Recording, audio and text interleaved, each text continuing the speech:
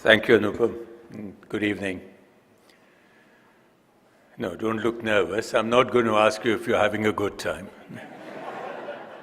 If I ask you too many times, you might start wondering. Say, no, actually my shoe's pinching me, or I forgot to pay a bill this morning. But it's quite obvious from everybody's faces that you are having a good time. And I'm very, very honored to be part of this good time here. We've heard about India House, but this is the first time that I'm participating. In fact, this is the first time I'm visiting Houston. But I must begin with congratulating all of you in having established this center, which doesn't only bring Indians together or celebrates India, but also is a symbol of your engagement with the larger American landscape. And I think that's very important, that not only are we looking inwards, but we're also seeing how we can best integrate with the country in which all of you are making your lives and careers. So my congratulations to the pillars and the originators of India House, to its amazing vibrancy, and all good wishes for its continued success. I was also very keen to come here today because I was told that the evening would also be honoring Ian Greylott. And it's been a great privilege for me to meet him personally this evening along with his parents. He's a young man who has shown exceptional courage, which is obvious, but also he has shown the strength of very fundamental human values. And I think no amount of honor that the Indian American community or India bestows on him will be recompense enough for that moment of exceptional fortitude and character.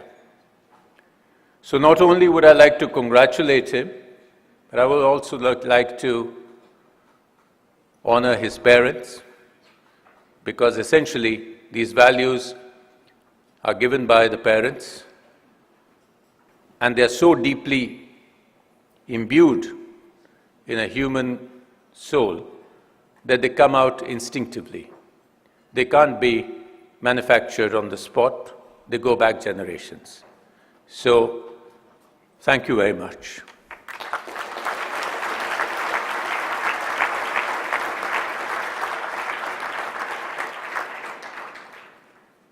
It's a privilege to be representing India in the US at this particular moment of time. And I think all of you are as much representatives of India as I am. When we look at India, even from this distance, we can only continue to be proud of what we have achieved in 70 years. We can only continue to be optimistic at the point we are and how quickly we are beginning to move ahead. Nowadays, when I go out and talk to people and say, well, you know, we are growing, but it's only, well, it's this quarter it's 7%. People, eyebrows always go up. It says 7%. No other country is growing at that rate. We are uniquely positioned that we have a clear political stability. We have a clear path towards further reforms. We have policies both domestic and foreign, which are closely integrated with each other and are targeted at clear objectives, and that we are able to move ahead and to fulfill the potential that all of us know that this country of 1.3 billion people,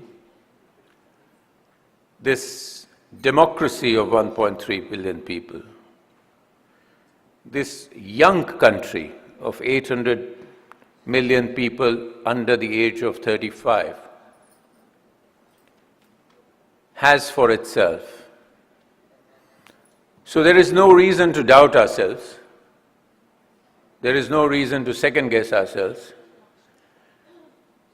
The world is acknowledging India's progress and anticipating India's future. And all of you are very eminent players, very eminent actors in this journey.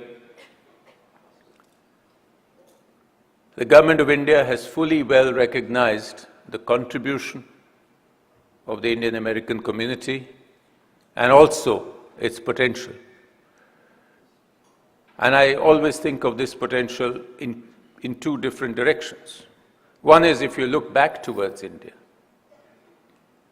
and you take back to India or send back to India the skills, the experiences, the technologies, the best practices that you have learned, some of you have taught in your experiences here.